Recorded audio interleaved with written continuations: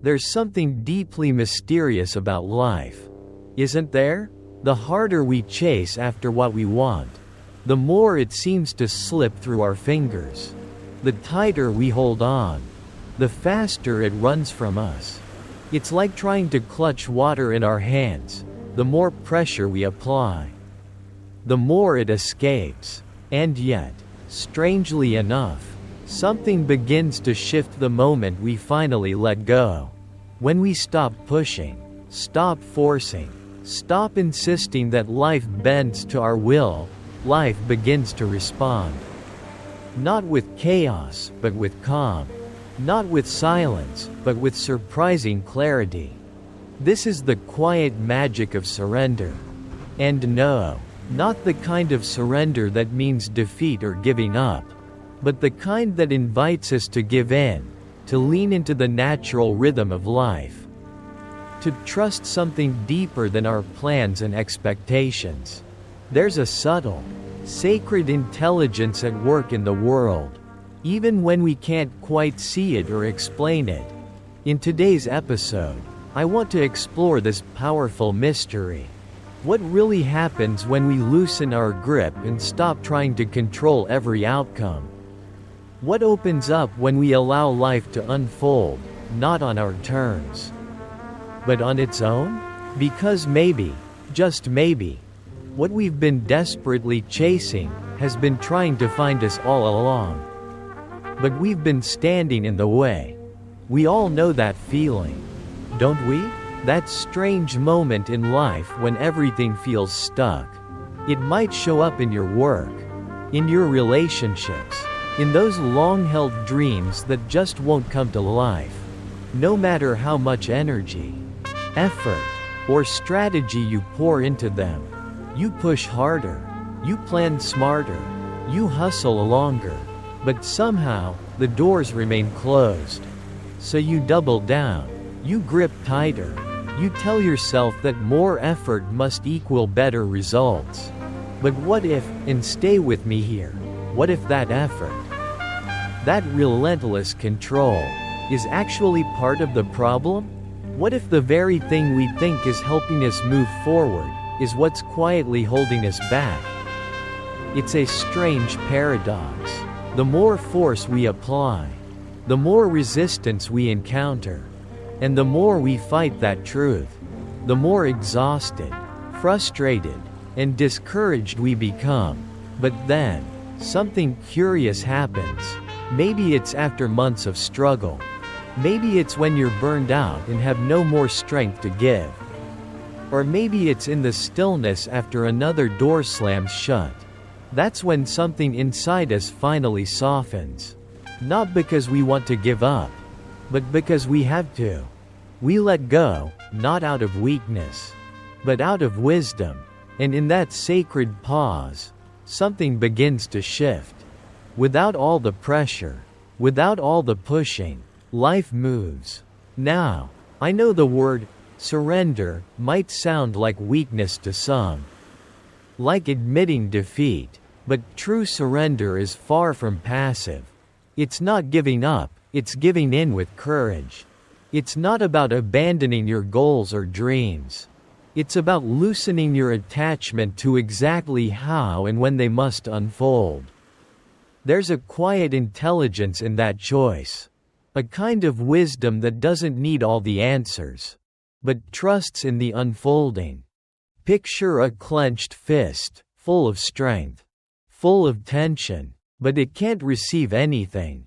It can't hold anything new. Now, picture that same hand open, relaxed, ready. That's what surrender feels like. It's not that you stop caring. It's that you stop trying to micromanage the universe. Let me share a story with you. There was a woman named Sarah, a passionate artist who spent years chasing success. She did everything by the book. She marketed her work, built her brand, networked constantly, and stayed busy from dawn till dusk. But despite all that effort, her art began to feel lifeless, forced, and the joy she once felt? Gone. Eventually, Sarah hit a wall. Exhausted and disillusioned, she stopped trying to be successful.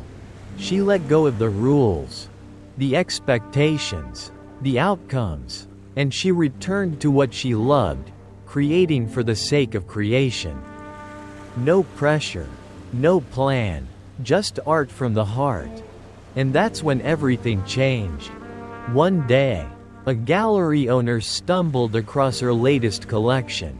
He felt something raw and honest in her work, and offered her a solo exhibition. That opportunity unlocked doors she had been pounding on for years. But notice, it didn't come from more force. It came when she stopped resisting, when she surrendered. And maybe that's the lesson we're meant to learn. There's nothing wrong with desire. Wanting is human. It gives our life meaning and direction.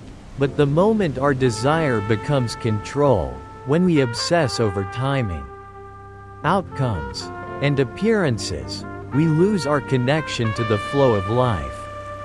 We stop dancing with it, and instead try to drag it to where we think it should go. Surrender is a different kind of strength. A quiet one. It's choosing to trust that what's meant for you doesn't need to be forced. It finds you when you stop pushing and start aligning. Does that mean we stop taking action? Of course not. It just means that our actions now come from a place of clarity, not chaos. From inner alignment, not outer pressure. We still move forward, but from inspiration, not fear. We still work hard, but without the weight of desperation on our backs. There's a subtle shift that happens when we move from pressure to presence. And that shift? It changes everything. Think of it like planting a seed. You prepare the soil, you water it, you let the sun shine on it. But you don't dig it up every day to check if it's growing. You trust the process. You let nature do its work. So ask yourself, where in your life are you holding on too tightly? What dream have you been gripping so hard that it can't breathe? What area of your life have you been trying to force? Instead of allowing? Maybe it's time to relax your grip. Maybe it's time to release the rigid timeline. To stop demanding that life shows up in a certain way, at a certain speed, according to a certain formula. Because the truth is, we rarely need to know every step. What we need is to stay open, to stay grounded, to act with trust, not tension. When we surrender, truly surrender, we don't fall off the path. We finally step onto it. So if there's one shift you could make today, let it be this: let go. Not of your dream, but of the pressure. Let go of needing to control how it happens. And trust that your job is simply to show up. With presence, with courage, with openness. And when you do, you might just be surprised by what starts moving in your life. Because sometimes, the thing that's been holding us back all along isn't the world. It's us. In the next part, we'll dive even deeper, exploring how surrender not only brings peace but reveals unexpected strength. Let's take the next step together. In the last part, we explored a powerful truth, that surrender doesn't mean giving up. It means loosening our grip, stepping back from control, and letting life move in its own rhythm. But there's another quiet force that often rises when we try to let go and step into our purpose. It's subtle, invisible, yet incredibly strong. It's resistance. Not resistance from the world, but from within, the kind that whispers in the back of your mind right before you're about to do something meaningful. It doesn't yell. It doesn't shout. It's quieter than that, more personal. It slides into your thoughts unnoticed and makes you doubt yourself. And more often than not, you don't even realize it's there. You just feel stuck, unmotivated, or worse, You find yourself sabotaging your progress, convincing yourself that you're just being realistic. But here's the truth: the obstacle isn't always time or resources. It's not even about lacking opportunity. The real weight? It's resistance. That silent internal tug of war that keeps us from moving toward the things that truly matter to us. Resistance wears many disguises. Sometimes it shows up as procrastination, the innocent delay that turns into weeks of inaction. Other times, it takes the form of a harsh inner critic, whispering that your dream is silly, unrealistic, or selfish. It can feel like exhaustion when you sit down to write that story, build that project, or take the next step in something that truly matters. You might find yourself suddenly obsessed with busy work, checking emails, cleaning the house, scrolling endlessly. Anything but that one thing calling out to your heart. That's resistance at its most cunning. It hides in plain sight, pretending to protect us. It says, "Let's be practical," or "Let's wait for a better time," when really, it's just trying to keep us small, comfortable, safe. But here's something important to remember. Resistance doesn't show up where there's nothing meaningful. It only rises when something significant is trying to come through. In fact, its presence is a clue. It means you're right at the edge of something real, something true. Like walking in the dark and suddenly bumping into a wall. It's not a dead end. It's a signal, a chance to stop and ask, what am I really afraid of? Because resistance, at its core, is fear. Fear of failure. Fear of being judged. Fear of not being enough. Fear of success. Even. It's the part of you that wants to evolve clashing with the part of you that wants to stay safe. That friction is real, and it's human. It doesn't mean you're weak. It means you're alive. It means you're trying to grow. Think of Adam, a writer with a powerful voice and a dream of publishing his first novel. He had the skills, the ideas, even the time, but every time he sat down to write, anxiety would flood in. What if it's terrible? What if no one reads it? What if I pour my heart into this and still fail? And so instead of writing, he cleaned his desk. He reread old drafts. He reorganized his bookshelves. Resistance kept him occupied, but far from the page. Everything changed the moment Adam stopped seeing his fear as an enemy and started acknowledging it as part of the process. He didn't wait for resistance to disappear. He didn't pretend it wasn't there. He simply chose to move anyway. That, right there, is what surrender looks like in the face of resistance. It's not about overpowering it. It's about moving with it. Side by side. Curiosity helps. So does kindness. Instead of beating yourself up for not doing enough, ask yourself, what is this resistance really trying to protect me from? What belief is hiding under this fear? Maybe you've convinced yourself that success will come at the cost of your relationships. Maybe you think failure would be proof that you're not good enough. Or maybe the idea of giving your best and still falling short just feels too painful to face. These beliefs are heavy, but they are not permanent. When we shine a light on them, they begin to lose their grip. You can even talk directly to your resistance. Write it a letter. Let it speak. Let that fearful voice inside you say what it needs to say. And then, write back. Not to argue, but to reassure. To say, I hear you. I know you're trying to keep me safe. But I wasn't made to stay stuck. Because staying stuck might feel safe, but it's also suffocating. And deep down, you know this. You weren't born for safety. You were born for expansion, for expression, for growth. And that means learning to dance with resistance, not letting it lead. One powerful way to soften the grip of resistance is to make things smaller. Resistance feeds on overwhelm. Big goals often scare us into paralysis. So shrink the scale. Don't try to write the whole book. Just write one paragraph. Don't build the entire business in a weekend. Just brainstorm one idea.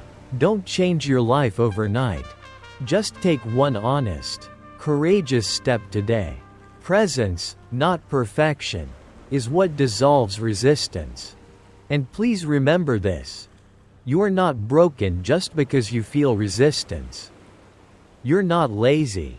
You're not undisciplined. You're human. Every person who has ever created something meaningful has met this invisible force. The difference is, they didn't wait for it to leave. They moved with it. They breathed through it. They stepped forward anyway, not in absence of fear, but with it riding quietly in the back seat. On the other side of resistance, there is freedom, but the only way out is through. So instead of trying to defeat resistance, get curious about it. Ask yourself, what truth is trying to emerge here? What's waiting for me, just beyond this wall of fear? And then take one small, soul-aligned step forward, because in that very moment, you're reclaiming your power, not through brute force, but through surrender, through presence, through the brave, quiet act of moving forward, even when your fear begs you to stay still. And yes, there will be silence after that step, but it won't be the peaceful kind, at least not yet. It'll be the heavy kind, the silence of uncertainty. The questions will come. Is this really worth it? Am I on the right path? Should I keep going? Or is this a sign I should stop? And that's where we often fall back into the trap, reaching for control. Desperate to map out every outcome, to eliminate every risk, to force clarity when none is ready. But what if, instead of reaching for control, we reached for trust? That's exactly where we're headed next. In the following part, we'll explore what it really means to face uncertainty, and how we can move forward. Not in fear, but in faith. Stay with me. The most meaningful part of this journey is just beginning. So far, we've explored the invisible resistance that often holds us back. We've seen how fear disguises itself as logic, how it steals our momentum and silences our courage. But here's the next piece of the puzzle, one that's both humbling and liberating. Life doesn't operate on our schedule. It never has. And maybe it's not supposed to. We live in a world that worships plans, productivity, and 5-step formulas. But underneath it all, there's a much greater rhythm at play, a current that flows far beyond our understanding. Yes, planning has its place. Yes, effort is valuable. But they are not the full story. They're just threads in a tapestry that's being woven by something much larger. Some call it the universe. Others call it divine timing, destiny, spirit, or simply life itself. Call it whatever speaks to your soul. The name doesn't change the truth. There's a wisdom moving through your life that sees further than your fears. It knows more than your doubts. And when you learn to trust that unseen intelligence, things start falling into place in ways you could never have imagined. But here's the challenge. Trust requires surrender. Not just in thought, but in feeling. It's easy to say, I trust the process, when things are going well. But real trust? It asks more of us.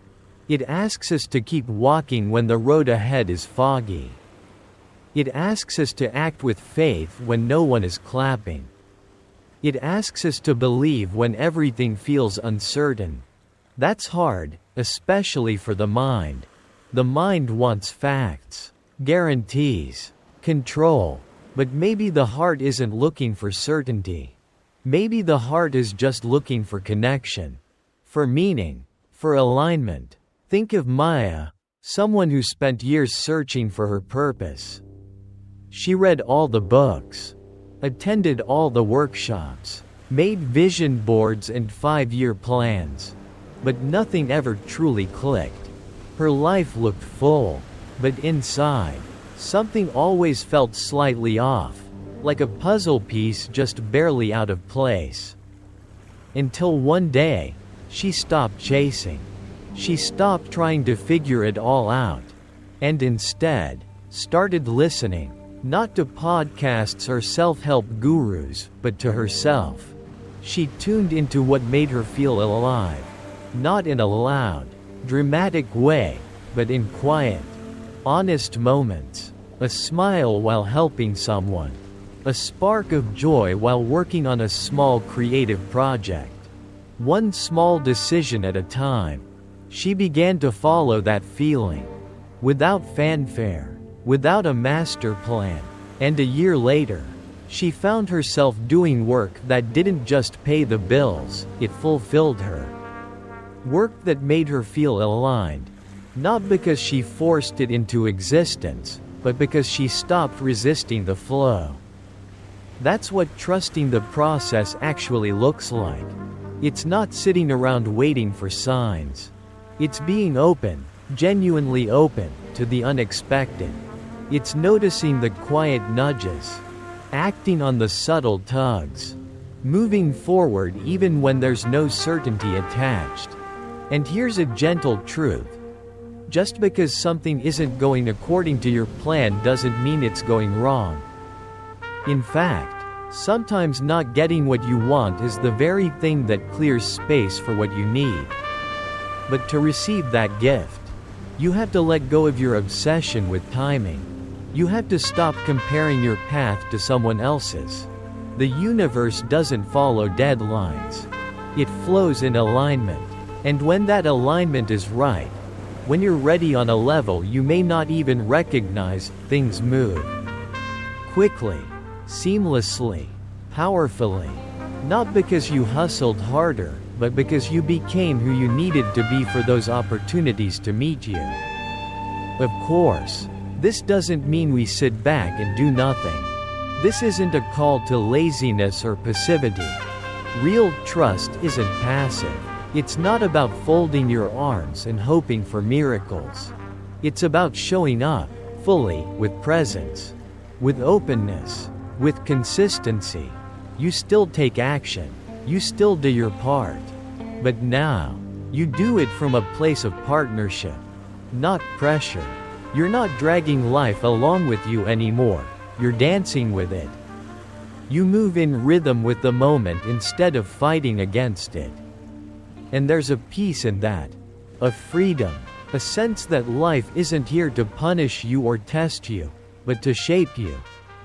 Even the doors that close? They're not rejections, they're redirections. Even the delays? They're not punishments, they're preparation. But you only begin to see that when you stop clinging so tightly to your narrative.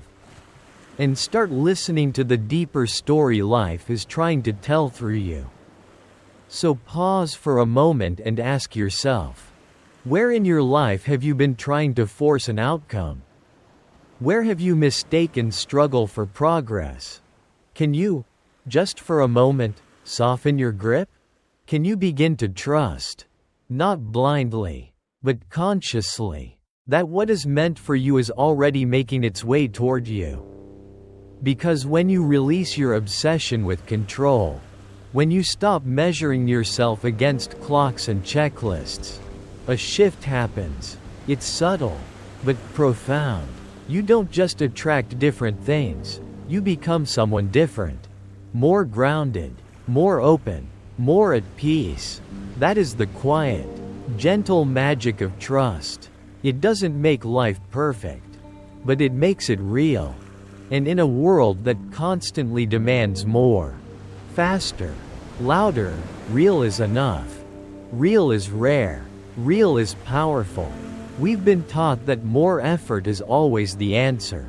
That if something isn't working, we must push harder, try longer, stay up later. And yes, effort matters. But what if the solution isn't always more force, but more space? What if what we need most isn't more striving, but more allowing?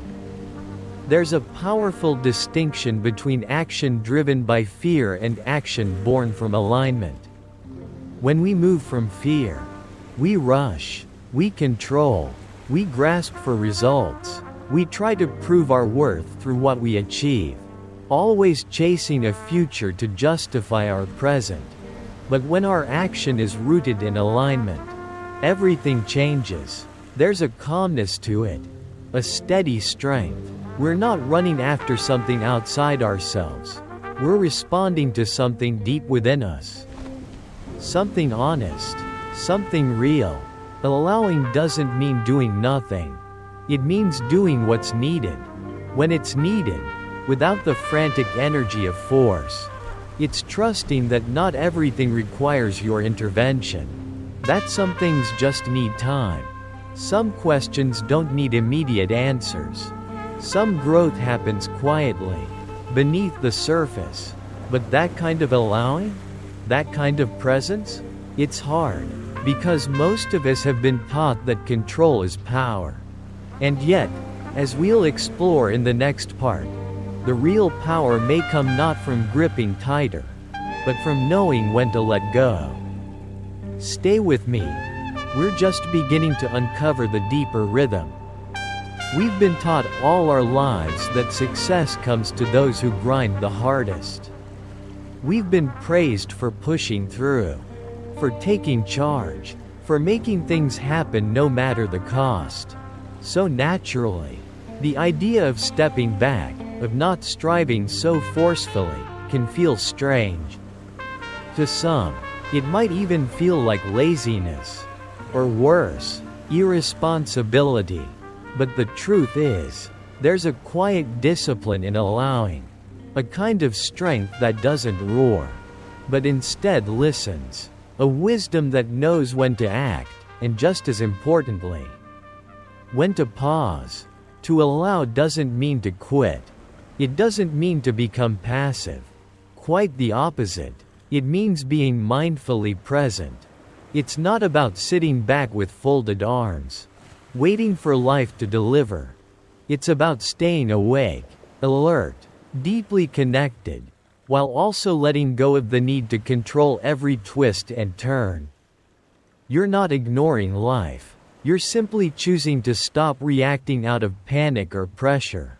You're choosing to respond from a place of calm clarity. And there's a powerful kind of energy in that. The kind of energy that doesn't demand attention, but commands quiet respect. The kind that doesn't seek validation, but naturally radiates confidence. And more often than not, the answers we're so desperately chasing, the clarity we crave, they begin to emerge not when we push harder, but when we soften, listen, and allow. Just think about how nature works. A seed doesn't grow into a tree overnight. It needs time, space, stillness. It needs soil to root into, sunlight to stretch toward, and rain to nourish its unseen transformation. Try to rush that process, dig up the seed too soon, and you'll destroy what was quietly growing. The same is true for us. For our goals, for our healing, for our relationships, they don't always need more pressure. They need the right conditions to grow. They need patience. They need space. So maybe the real question isn't, what more can I do? Maybe the deeper question is, what can I let go of? Can you let go of the need to know every answer right now? Can you release the urge to force things into place, to fix, to finish, to control? Can you trust, not naively, but intentionally, that your energy is better spent creating clarity inside yourself than controlling outcomes outside of you. Because in that sacred space of allowing, something powerful begins to shift.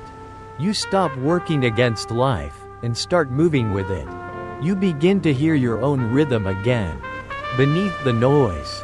And it's from that grounded place that alignment starts to unfold, not because you tried harder, but because you finally stepped out of your own way. So take a breath, soften the urgency, let yourself arrive fully in this moment. You don't need to chase what's already making its way to you.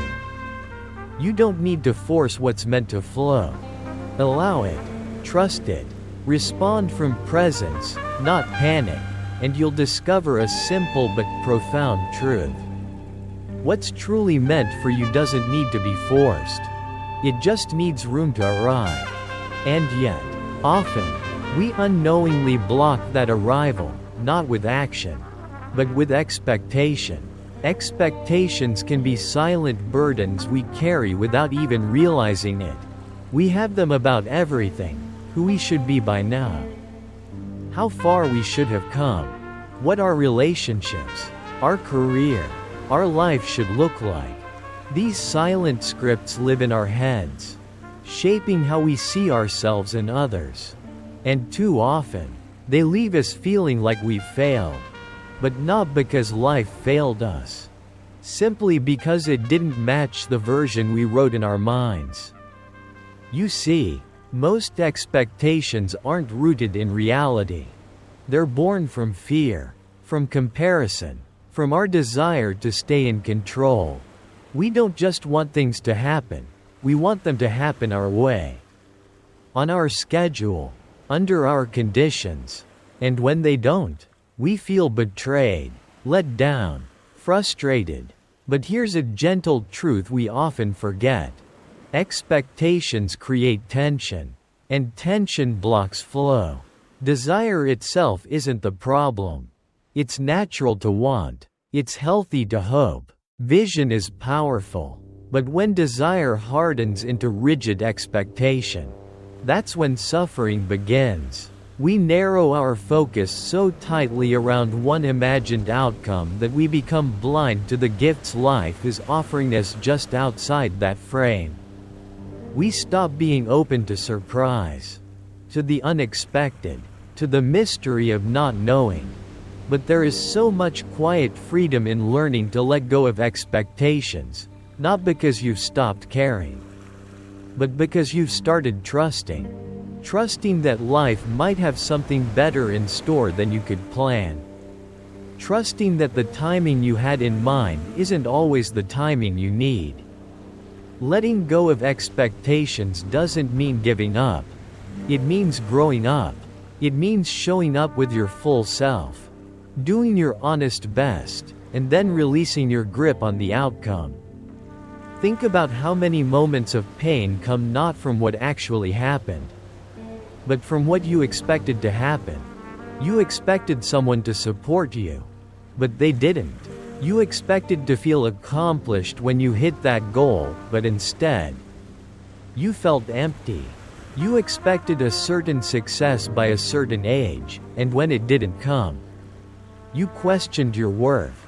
In all of these moments, the true cause of pain wasn't reality. It was the story you told yourself about how it should be. And that's the hidden cost of expectation. It ties your peace to things you don't control. It makes your joy conditional. And when life inevitably takes a different path, you feel lost, not because you're broken, but because you built your stability on something fragile. So what's the alternative? It's not indifference. It's presence. It's replacing obsession with outcome, with devotion to the process. It's staying committed to your values and your vision. Yes, but doing so with an open hand instead of a clenched fist. And that's where we're heading next, into a place of grounding. Embodied action, not action that comes from pressure, but from presence. Not from fear, but from faith. So stay with me. The most empowered kind of doing is what we'll discover next. It's a powerful thing to show up fully, to care deeply, to dream boldly, without letting expectations define your worth or dictate your happiness. You can still have a vision. You can still plan. You can work hard and give your all. But there's a subtle shift that changes everything. Hold your vision lightly. Let it breathe. Let it evolve. Make space for life to surprise you. Because here's the truth. The most extraordinary things that happen to us are often the ones we never saw coming. And the only reason we notice them is because we've stopped clinging to how we thought life was supposed to go. When you release your grip on your rigid storyline, you make space for the unexpected, for the beautiful, the spontaneous, the deeply real. So take a moment and ask yourself gently, what expectations am I still carrying that no longer serve me? What ideas have I been holding about how my life should look by now? And most importantly, what might open up inside me if I were to finally let those stories go? Letting go doesn't mean you'll fall behind. It means you're returning to what's real. And when you return to what's real, you begin to feel it, that lightness, that unexplainable sense of relief, a quiet space opening within you, a soft clarity that says, I don't have to force this. I just have to be present with it. And in that presence, something powerful begins to shift. Not out there, but in here.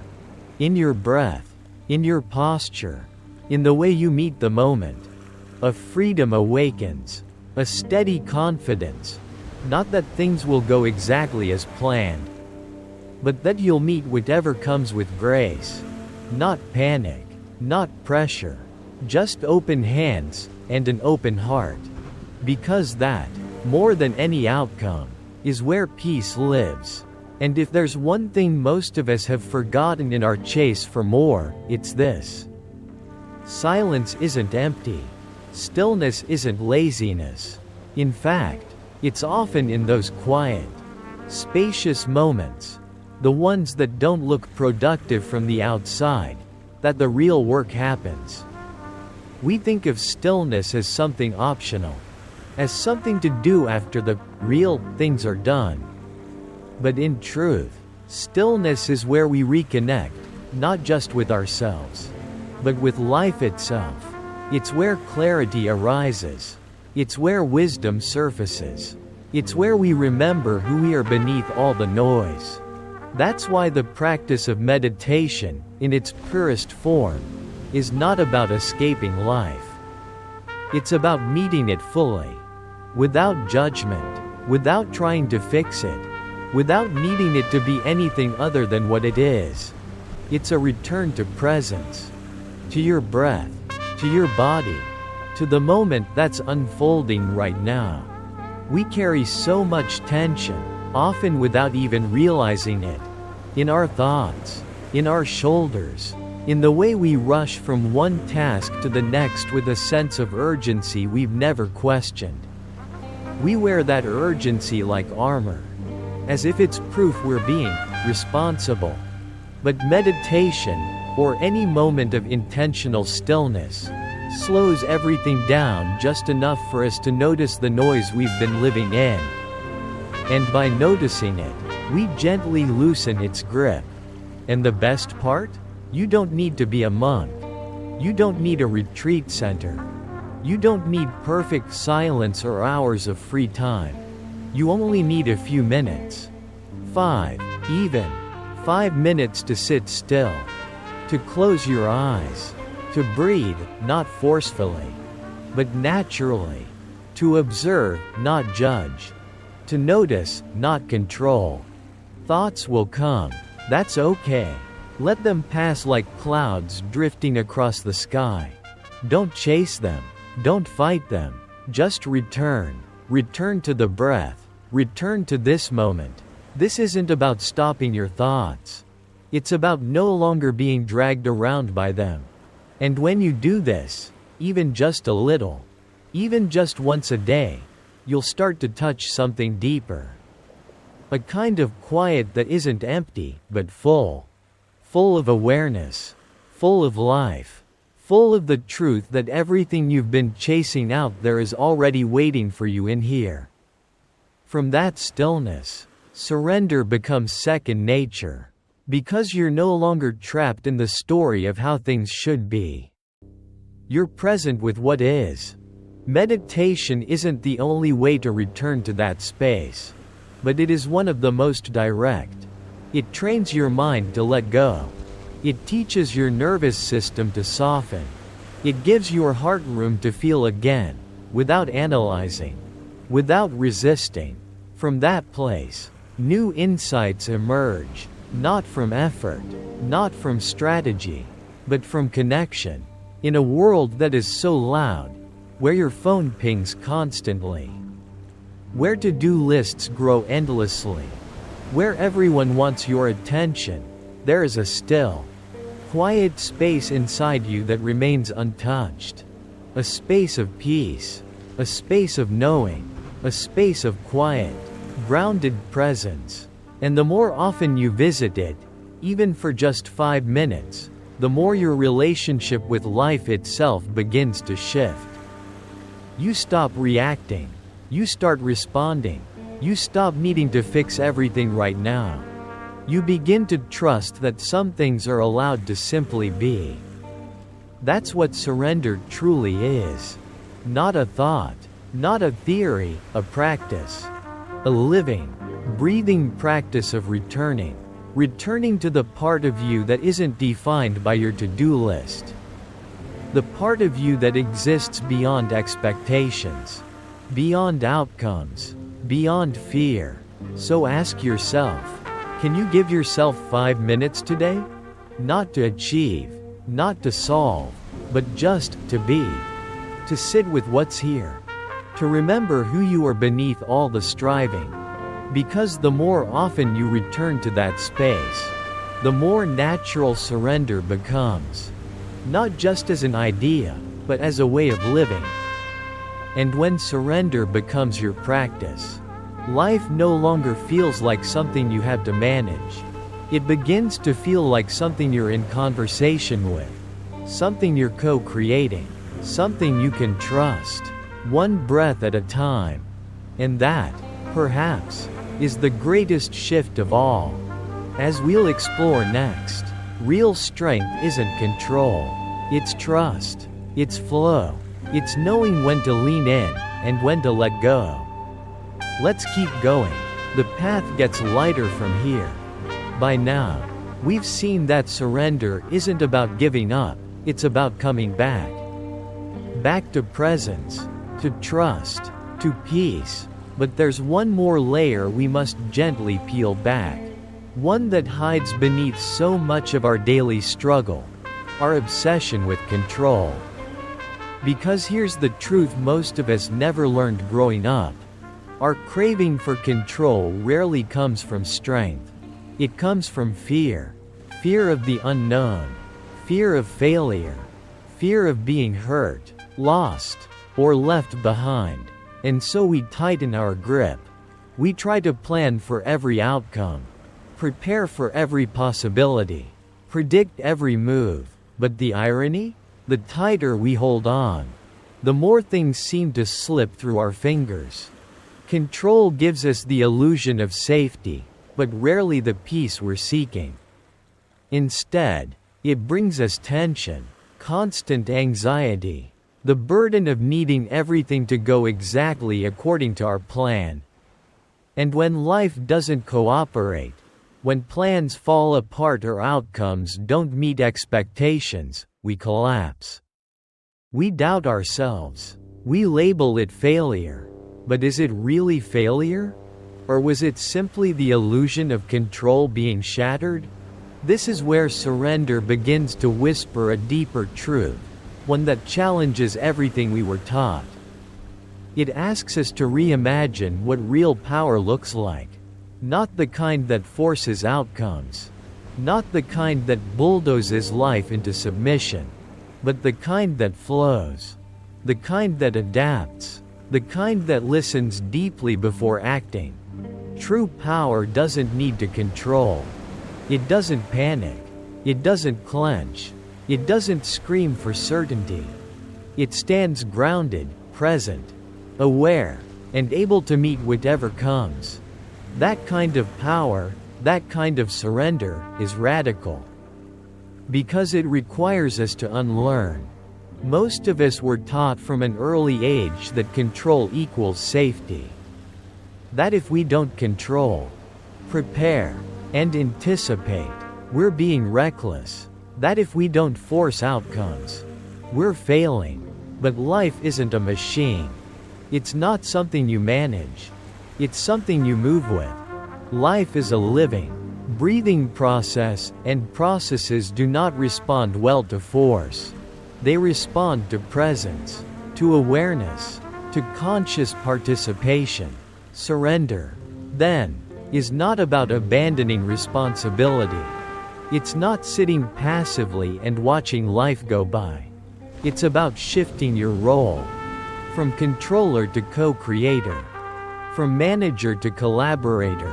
It's moving from the mindset of, I must make this happen, to the deeper intention of, I will meet whatever happens with clarity and grace. And this shift, it changes everything. Your stress levels drop. Your sense of self-worth becomes rooted in being, not doing. You stop measuring your success by external markers alone. You begin to experience setbacks not as evidence of failure, but as invitations to grow, to listen, to recalibrate. Control is rigid. Surrender is responsive. And responsiveness, real responsiveness, is what life actually asks of us. This doesn't mean you stop making plans or setting goals. It simply means you stop attaching your identity to them. You are not your goals. You are not your productivity.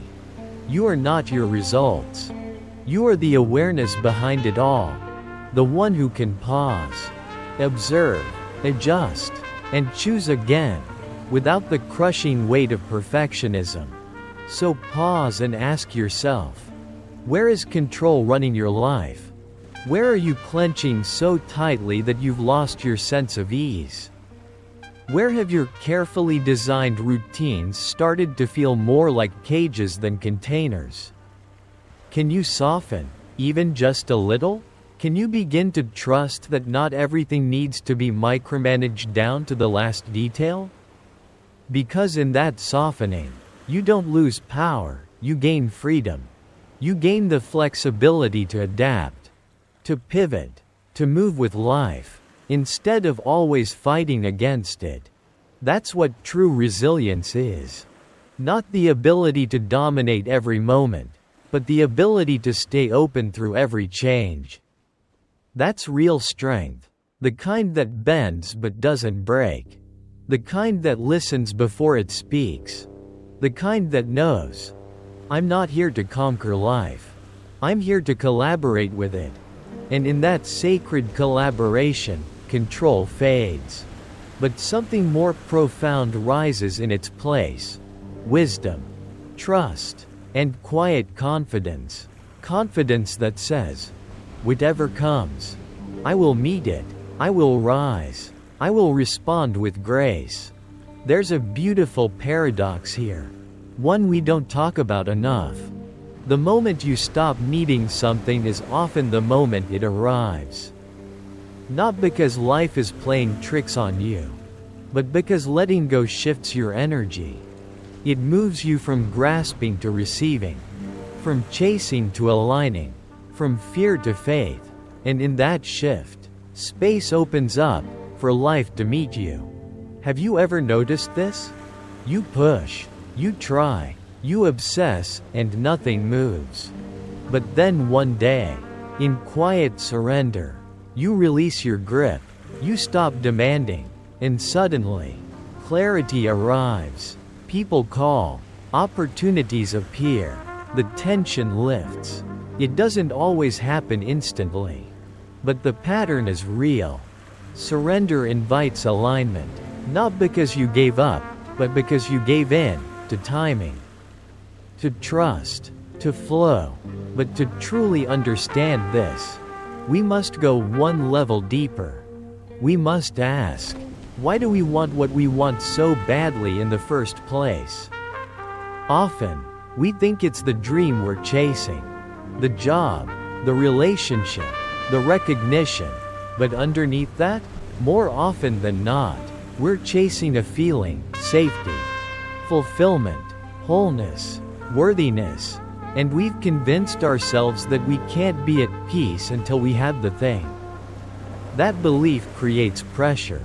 It says, until this happens, I'm not enough. Until I get there, I can't rest. But surrender breaks that pattern. It says, I can want something and still be whole. I can pursue something and still be at peace. It separates desire from desperation.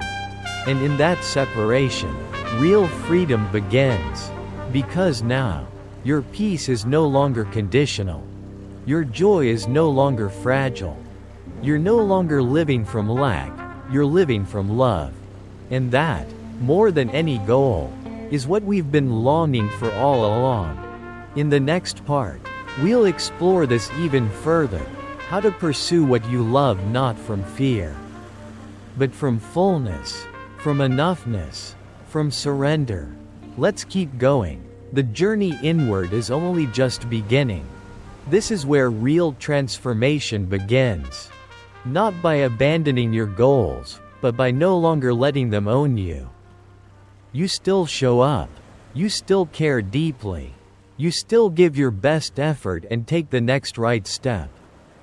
But now, you're no longer gripping the outcome with white knuckles. You stop measuring your worth by whether everything goes according to plan. You stop outsourcing your peace to results. You begin to understand, deeply, that how you live matters more than what you achieve. And while this idea may sound like a paradox, that letting go somehow brings more, it's not a trick. It's a principle. A natural rhythm embedded in how life truly works. Force creates resistance. Openness creates flow. When you loosen your grip, when you stop trying to control every variable, something magical happens. You return to the present moment. And from that place, from presence, you make clearer choices. You see without distortion. You act with greater precision and less noise. Think about how you show up when you're grounded. When you're not desperate for validation. When you're not clinging to an outcome in order to feel okay. Your energy shifts. You become magnetic, inviting, calm, steady. You're not repelling people or opportunities with anxiety. You're attracting them with authenticity. Even when life doesn't unfold the way you hoped, you don't spiral. You don't collapse. Because you've stopped depending on outcomes to determine your value. You've anchored your peace in something deeper, in truth, in growth, in showing up with integrity no matter how the world responds. This is the true power of surrender. It gives you your life back, not as a reward, but as a natural result of being here, of no longer postponing peace until conditions are perfect. So pause for a moment and ask yourself, what am I gripping that's causing more tension than movement? What am I afraid will slip away if I stop chasing it so hard? What would it feel like to want something deeply, without needing it to define who I am? Because that shift, that subtle but profound shift, changes everything. It doesn't take away your passion. It doesn't dull your ambition. It simply grounds it. It reminds you that you are already enough. That you don't need to conquer life. You need to collaborate with it. And from that space, that spacious, focused, unforced space, What you truly need often finds its way to you. Not because you demanded it, but because you were finally ready to receive it. Nowhere is this dynamic more visible than in our relationships. Relationships are often the clearest mirror for our desire to control. In our closest connections, romantic, familial, even friendships, we unconsciously try to shape others into what we need them to be. We want them to respond like we would, to love the way we define love, to understand our needs, even when we haven't expressed them clearly. And when they don't, frustration builds. We try to manage, we correct, we nudge, we push, not always from malice, but from fear. Fear of being misunderstood, fear of being unloved, fear of losing connection altogether. But here's what surrender teaches us. Love is not control. It's not shaping someone to fit your comfort zone. It's allowing them to be fully who they are, even when that's inconvenient. Even when it challenges your own wounds and insecurities. Surrender in relationships isn't silence. It's not about avoiding hard conversations or bottling up your needs. It's about releasing the illusion that closeness requires control. True connection doesn't thrive under pressure. It grows in freedom, because the more you try to control how someone shows up, the more tension you introduce into the relationship.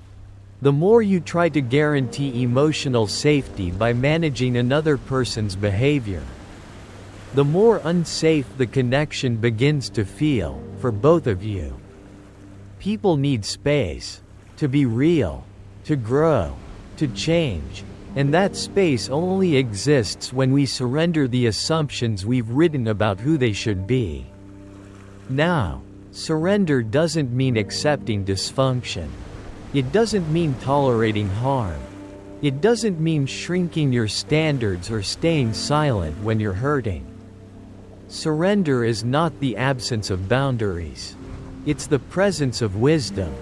It's knowing the difference between expressing your needs versus trying to control outcomes, holding someone accountable versus rewriting their personality, loving someone for who they are versus resenting them for not becoming who you wanted them to be.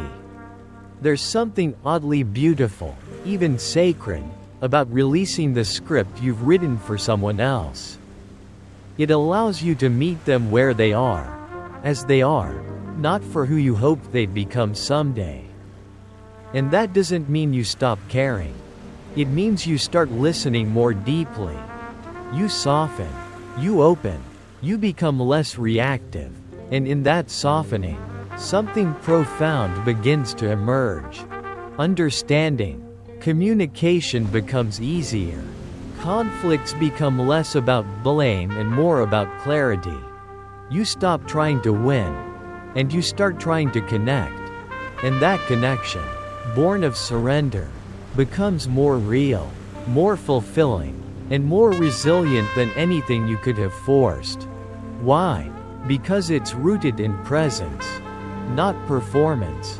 Because now, you're not loving conditionally, you're loving consciously. You show up, they show up, not perfectly, but honestly. And that, more than scripted harmony, more than manufactured perfection, is what real love looks like. As we continue, we'll explore how this same surrender applies to your relationship with yourself. Because the hardest person to stop controlling is often you. Let's keep going. The deepest healing is still unfolding. In the last part, we touched the heart of relationships, the moment when love shifts from control to understanding, from pressure to presence. And now, we turn inward, because the surrender we offer others means little if we cannot offer it to ourselves. So take a pause, just for a moment, breathe, and reflect. Where in your relationships are you holding too tightly? Where are you trying to control the narrative out of fear, not of them, but of being vulnerable, misunderstood, or not enough? And more importantly, what might shift if you let go, not of the person, but of the pressure?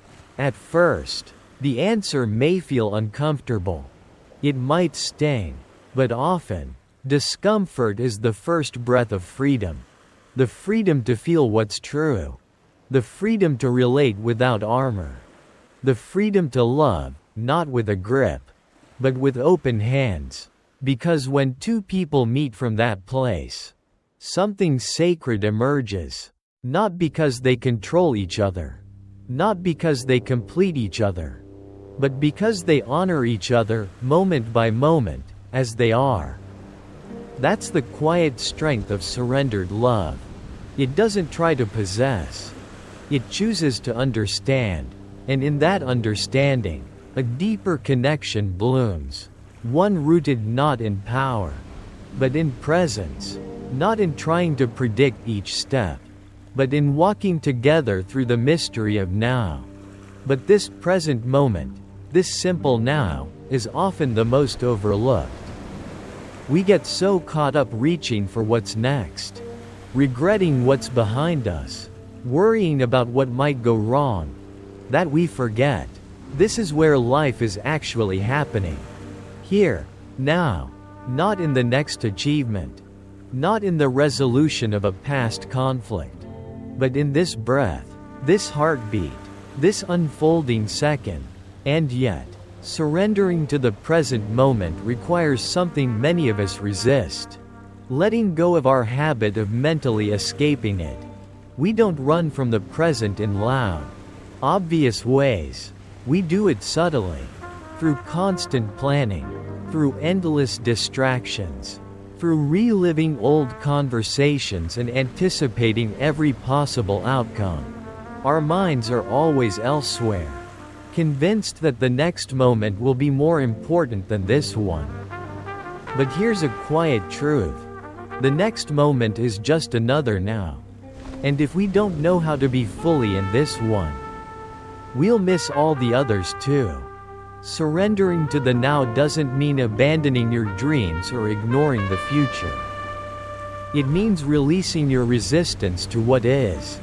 It means learning to meet life as it is, not as you wish it would be. It means allowing this moment, with all its imperfection, to be enough. Not perfect, not easy, but enough. There's a quiet power in that. When you drop into presence, something inside you softens.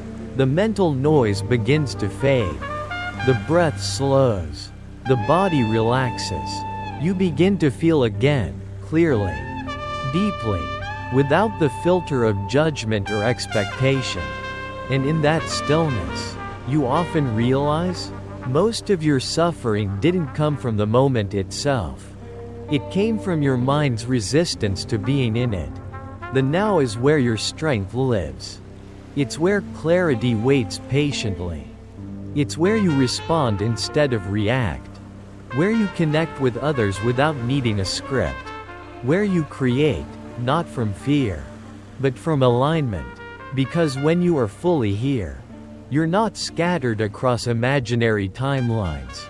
You're no longer haunted by what ifs or weighed down by should-haves. You're grounded, and in that groundedness, life feels less chaotic, not because circumstances change, but because you have returned to your center. Does that mean the present is always peaceful? No. Sometimes it's painful. Sometimes it's uncertain, confusing, overwhelming. But even then, there's a deeper steadiness beneath it. A quiet place within you that remains untouched. A stillness that doesn't rely on things going right, it just is. And the more you practice returning to that space, no matter what's happening, the more resilient, the more compassionate, the more you become. We often wait for our circumstances to improve before we allow ourselves to feel peace.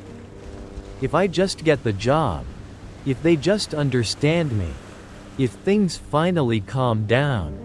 But peace doesn't come from a perfect life. Peace comes from being fully alive in the one you already have. It begins by releasing the mental habit of postponing your presence. By choosing to stop saying, "I'll feel okay when," and instead, whispering to yourself, "I choose to be here now." Because now is where it all happens. Every insight, every transformation, every connection, every act of courage or creativity. It all begins in the present. And when you surrender to this moment, not because it's flawless, but because it's real, you move through life with more grace, more clarity, and more grounded power than you ever imagined possible. So ask yourself gently, where are you right now? Not physically, but mentally, emotionally, energetically. Are you here? Or are you lost in a future you can't control? Or trapped in a past you can't change? If you're not here, come back. Come back to your breath, to the feeling in your chest, to the ground beneath your feet, to this exact moment. Because this moment, just as it is not something to rush through. It's something to live. And when you truly live it, when you meet it fully, you begin to understand. Surrender isn't just about letting go of control. It's about coming home, to yourself, to your breath, to now.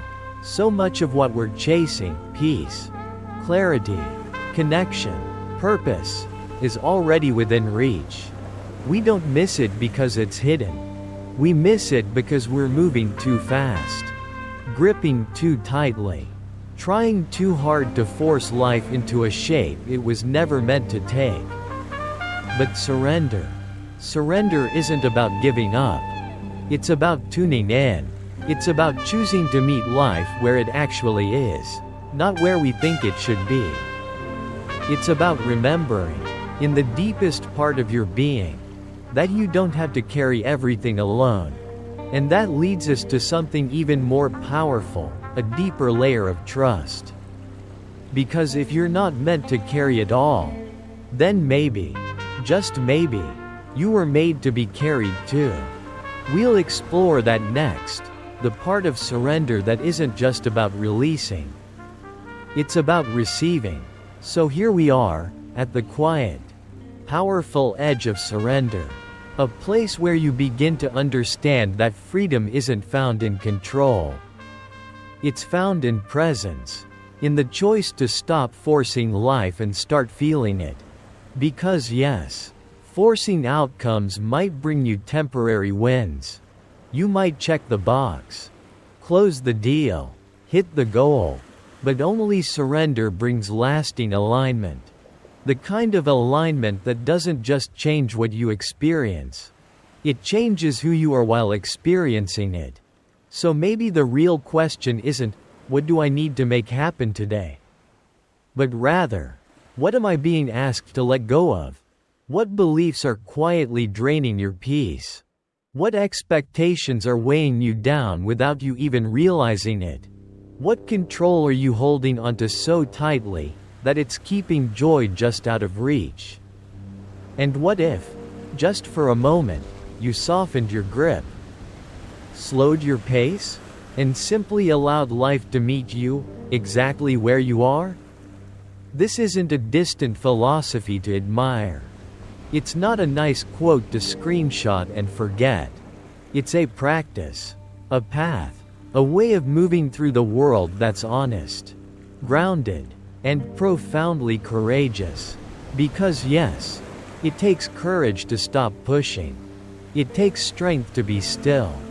And it takes radical trust to believe that what's meant for you will never require force. So as you step back into your day, carry this with you. Surrender isn't the end of effort. It's the beginning of true power. A power that moves with life, not against it. That doesn't demand, but invites. That doesn't panic, but trusts. Start there. Start now. One breath at a time. One moment at a time. Surrender. Not because you're weak, but because you're finally ready to live from your deepest strength. And if this journey spoke to something inside you, share it. Reflect on it. Revisit it when you forget. Because surrender isn't something we master once. It's something we remember, again and again, every time life gently whispers, "Let go."